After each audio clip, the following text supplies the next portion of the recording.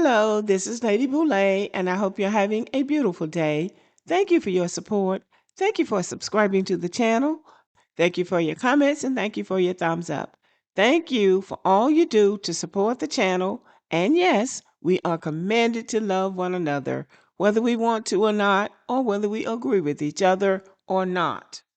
Well, a lot of Nigerians that travel abroad got this talk from their family where they will sit you down and tell you, if you're going there, don't go and talk to those black Americans. They are gang banging. They give you that talk that just go to the white community, find a nice place. And that's one thing I do appreciate about black Americans is that our lineage is built in being resilient. We have fought for everything in this country. And not only did we build it, did we fight for it, we fought for others. I can't understand how somebody has the ability to leave their home country and then come to another country and then shit on the people that made it possible for you to leave your living situation from your country. I could understand the FBA movement. I know a lot of people try to say it's divisive. What they're trying to do is establish black Americans from other people in the diaspora, the same way people in the diaspora do.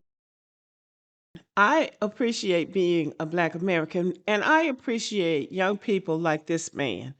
I appreciate that they honor their ancestry and they try to keep the energy going by being inviting and welcoming. And this is the Daily Wrap Up crew. And they have had some immigrants on their show who have been very disrespectful towards us. And they try to educate these people, which is a waste of time. It's better to let white people educate them because white people can do it better than black people. They don't believe us when we say that we come from a culture of resistance. Even during the slave system, they were resistant. Nat Turner, Denmark Vesey, Gabriel Prosser, and others. And then we had Dr. King, who lost his life. And even Booker T. Washington, that was a spirit of resistance. He was resisting ignorance for black people. We have Frederick Douglass, we have Harriet Tubman. We are a culture of resistance. These people who come here believe that they are here because white people wanted them to come.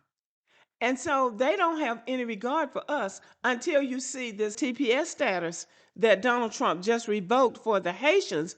And you hear Haitians coming on saying black Americans are this and black Americans are self-hating and black Americans, you have a problem, but something is wrong with me.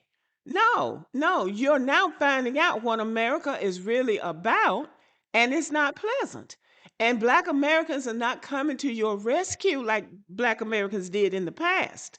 I can remember Caribbeans and Africans coming here and having a problem, and black Americans jumping into action to say something, to do something, to call out the system, to defend them. But that's not happening now. And it's not going to happen anytime in the near future. So they need to bond with the idea that they're on their own. If white people like them, they're going to have a great opportunity to show it, because black people are not going to show up for them, at least not in any numbers that they did in the past. So they need to get used to that. So young black Americans are waking up to a truth we can't keep softening. We are proud of our ancestors, proud of their sacrifice, proud of their resilience, and proud of the way they carved a path through a country that tried to erase them and still stood strong. Everything we have today, every right we exercise, every door we walk through was built on the backs of black Americans who refused to break. And we honor that deeply. But honoring our ancestors does not mean accepting disrespect from anybody else. And these people have been very disrespectful. And that is not to say all of them are, but enough of them have been disrespectful for it to be a problem. So when white people come for them, let white people do what white people do. And let them show us their spirit of resilience. Let them show us their spirit of sacrifice. And we can support, we can say, oh, that's good, but we're not putting our lives on the line for you. We're not even coming to a meeting concerning you. Now, that's my feeling. We're not even coming to a meeting concerning you. And they really do have a lot of nerve coming here and benefiting from the struggle our people fought and then trying to put themselves above us like we don't know where they came from. So now, certain people that I won't call their names But certain people are going into their countries and showing what their countries are like while they're coming over here with their noses in the air. And young black Americans are done pretending that we don't know you. We know who they are. We see. So, you know, you arrive in this country and talk down to the very community that made it possible for you to be here, and then you have a problem after you get here. It is your problem to solve. It is not our problem. And this is laughable. They have a problem now with their immigration becoming what it is in America and worldwide. Now, all of a sudden, something is wrong with us. Ain't nothing wrong with us. There's nothing wrong with us. We've been on the right side of right from the beginning. And now you've shown us who you are. We believe you. And we're going to leave you alone and let you solve your own problems. And this is the kind of person that you're going to be dealing with. So America's doors are closed fully to asylum seekers. We've set up agreements where if you want asylum, then we will find a country elsewhere in the world to take you. It's very simple, very elegant, a very complete solution. Now, of course, as you know, you've heard me talk about here many times before, all asylum claims across the southwest border are always fake.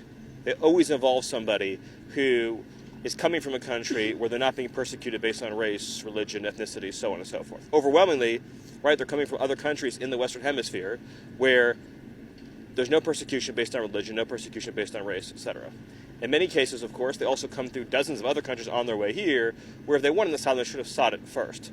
In every case, they're either criminals, benefit seekers, economic migrants, welfare seekers, etc., etc. They're coming to join family members and so forth. But the good news for them is that we have other countries willing to take. So you see, America is on to their little scams now. So they aren't going to be able to come here with their little scam game about being persecuted for their race or their religion or whatever lie they tell. So now they're going to have to deal with people like Stephen Miller. And don't make the mistake of thinking that just because Donald Trump is not the president, that this is going to end. It's not going to end. It's going to continue. And for all of the Haitians who are making these TikToks and X videos about Black Americans being jealous of them because they work so hard, well, now you're having a chance to show just how hard you work because you are going back to Haiti. And this is what Stephen Miller had to say about that. Does the administration consider Haiti a safe country For Haitians, absolutely. for Haitians? Yes. Despite the do not travel warnings, despite Yeah, so for, everything? yes, Haitians live in Haiti. It's not our position that Haitians should leave Haiti. I mean, it'd be crazy for us to say that Haitians couldn't live in Haiti. It's their country. Of course Haitians should live in Haiti. There's no viable asylum, or to use a technical term here, CAT claim, or withholding claim, for any Haitian seeking relief from going back to Haiti, to their homeland. The fact that there might be pockets of Haiti where there's higher crime rates, guess what? There's pockets of Chicago with crime rates just as high, right? There's pockets of cities like St. Louis with crime just as high. Pockets of Los Angeles with crime just as high. It has never been the case that having communities that have high crime rates is a basis for asylum. Never has been, never will be. Thank you all. Have a great day. So you can make the case that he's saying this because of, racism, because, Haitians are black or whatever they call themselves. They look more like us and they look like Stephen Miller.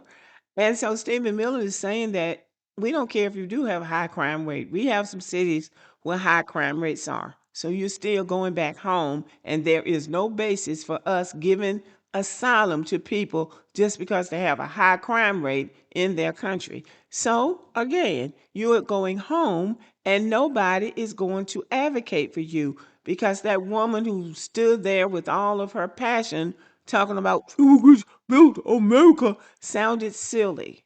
She looked silly and she sounded silly.